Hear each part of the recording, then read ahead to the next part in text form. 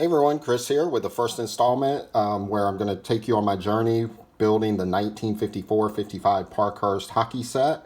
What I'm hoping to do here is, as I pick up cards, just kind of show you them, kind of share my strategy with you also, and then hopefully we're all going to learn something as we kind of go about this. Learn things about condition for these cards, cards that are harder to find maybe, cards that may have tough centering. There's all kinds of things you can learn. One of the things I've already learned is that with these white borders, they tend to be discolored. It's very difficult to find them not discolored, especially the all-star cards that have the all-white background to them. You almost never see these cards where they're purely just kind of snow white. So that's not really that important to me. I'm not really hung up on that. I'm looking to hopefully complete this on somewhat of a small budget. And so I kind of have an idea of the condition of cards I'm looking for. And that doesn't mean I won't get a high grade card here and there, but for the most part, I'm looking at very good, excellent to excellent mint, kind of in that area for the condition I'm looking for. So with that, let's get into this. The first card is card number 52 of Hal Laycoe. He played for the Boston Bruins. Now, during the 1954-55 season, the Montreal Canadiens were in this tight battle with the Detroit Red Wings for first place. And on March 13th, Montreal was playing in Boston, and they were playing the Bruins, and they were losing 4-2 in the latter part of the third period when great Rocket Richard took a shot that bounced off the post. Now, as Maurice was kind of known for, he kind of lost his cool a little bit. He was getting a little frustrated, kind of letting the emotions get the better of him. And a little bit later, Laycoe won a face-off, and Richard went after him. Laycoe kind of responded by giving him a high stick to the scalp, and it cut Richard's scalp. And of course, he was bleeding pretty bad there, and it was actually a delayed penalty, though, because Montreal had the puck when this happened. But when the play stopped, Laycoe had dropped his stick in his gloves, and he was kind of getting ready to fight. But Richard kind of came at him wildly with his stick and hit him a couple of times. And one of the linesmen grabbed Richard, trying to keep him from doing any more damage, if you will. But Richard broke free multiple times and threw some punches at Laycoe. And then eventually, he broke a stick over Laycoe.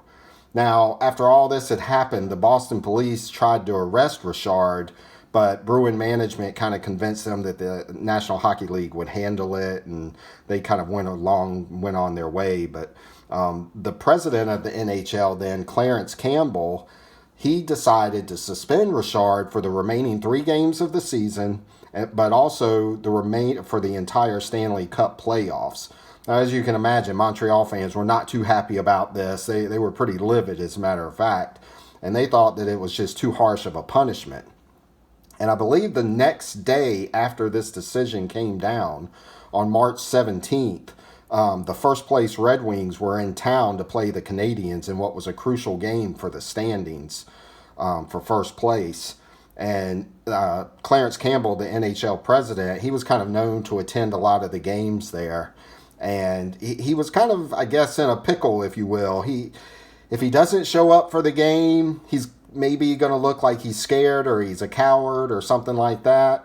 If he does come to the game, things could get pretty ugly. I personally don't think I would have gone to the game. But he goes to the game, he arrives late, and he takes his seat. He actually came with 3 guests.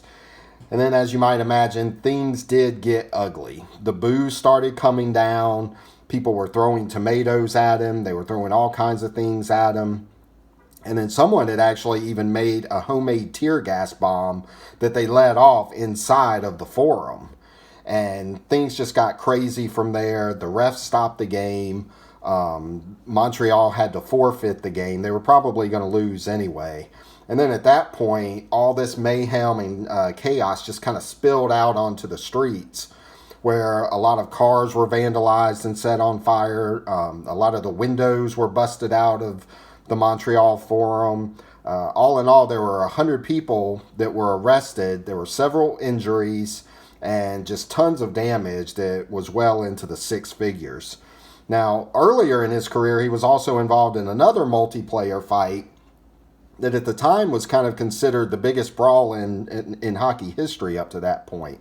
This was when he played on the Rangers, and it involved the Montreal Canadiens again. And what happened was Ken Reardon had gotten his lip split open by a stick, and he was on his way to the locker room to get stitches for it, and a fan started heckling him, and Reardon actually went into the stands and started fighting the fan. And this is when just everything broke loose, and you had players fighting, and it just got really, really crazy at that point. But this is just a cool card, and I think it's cool too because this is from the year that this happened. And I kind of think about, what if a Montreal fan opened this pack up and got this card? I wonder what they were thinking if they saw this card.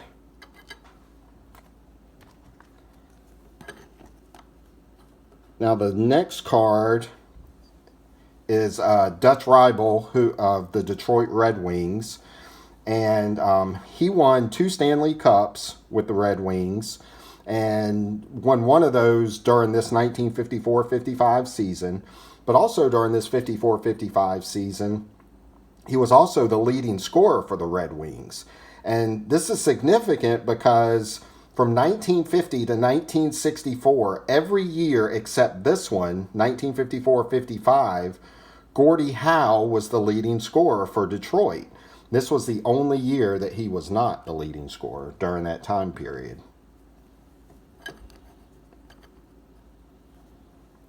This is a great card. And one thing you're going to kind of notice about these cards is just the photography on them. They're all game photos, which I think is great. The biographies on the back are incredible. They just really give you a lot of information about the player and things like that. But I really like the old Chicago Blackhawks uniform here. And it's just, I think it's great. And you see the ice kind of popping up there as he's skating. I think this is just a great photo. But he actually won 1 Stanley Cup when he was playing for Detroit. And he actually had a son that Lee Fogelin Jr., who played for the Edmonton Oilers in the 80s and won 2 Stanley Cups for them in back-to-back years, 84 and 85.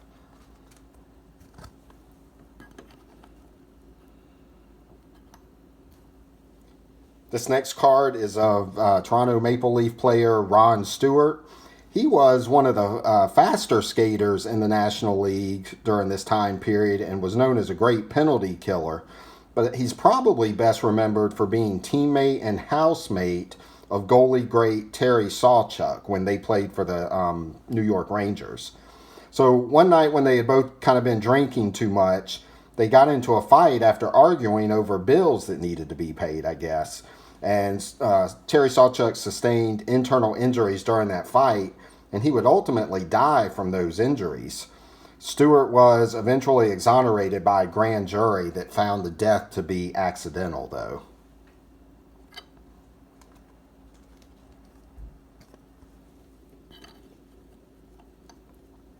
This next card is Bob Crystal of the New York Rangers.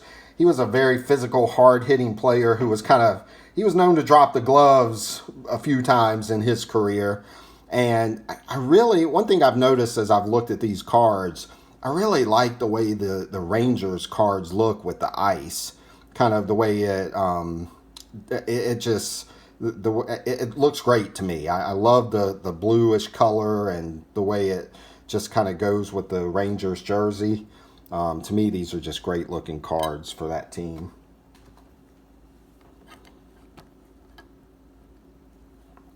Here's another great looking Blackhawk card here. This is Gus Mortzen. He was nicknamed Old Hard Rock, so that kind of tells you what kind of player he was. Now, he was a bruising physical player who got into numerous fights in his career, including during the second ever All-Star game in 1948. He got into a fight during the All-Star game with Gordie Howe. Now, Gordie Howe was kind of known to throw down a time or two himself, That is the only time, I believe, in NH history that there's been a fight during the All-Star game. Now, he was an 8-time All-Star, and he also won 4 Stanley Cups, and he was a pretty integral part of winning those Stanley Cups as well, too. To me, he is a borderline Hall of Fame player that I think should get a little more recognition than he does. Now, the last 2 cards are in-action cards that I have to show you. Cards number 89 to 100. This is a 100 card set. Cards 89 through 100 show action photos from an actual game, and it actually tells you very descriptive detail on the back what's going on during the game that this card is showing. Now, this is just a great card. It's called Busher Curry Goes Up and Over. And what it shows Toronto's Jim Morrison delivering a perfect body check to Busher Curry. And just an incredible photo during the game. And actually, one thing, that I like about these cards is the description on the back. But Leo Boivin is actually in this picture, on this card as well, who is a Hall of Famer. Now, for the last card that I'm going to show, this is a really cool looking card too. It's called Harvey Takes a Nosedive, and it shows Canadian player Doug Harvey. He's being tripped here by Maple Leaf player Dolaire Saint Laurent. Hopefully I'm not butchering these French names too much, but I think I did pretty good with that. We'll see. But just a great looking card. Again, the photography is amazing. The game action here. And Doug Harvey was one of the all-time great defensemen. And in fact, he was probably the standard until a guy named Bobby Orr came around. But still to this day considered one of the all-time great defensemen in NHL history. But what I really like about this card, if you kind of see right here, you have, and again, it tells you this on the back of the card, but you have legendary referee Red Story, who is kind of coming into the play. And he is a member of the Hockey Hall of Fame, just an icon in the world of hockey, but he was also an all-around great athlete. Not only did he play hockey, but he also played baseball, he played lacrosse, and he also played football. Now, he was offered a contract to play baseball by Connie Mack for the Philadelphia Athletics, but turned it down. And he also played in the CFL for the Toronto Argonauts and won 2 Grey Cups, including the second year he scored in the second championship. He scored 3 touchdowns in that game. Now, he was kind of considered a player's ref, meaning he would talk to the players and really have a lot of dialogue throughout the game with the players, and players really respected him for that. But to me, it's just an incredible looking card, and it just reeks of hobby history, if you ask me. So I'm going to cut this off. It went long. Hopefully it was interesting. I find a lot of these cards really interesting, and I hope you did too. We'll continue to update this as we go. I hope you enjoyed it. Take care, and we'll see you next time.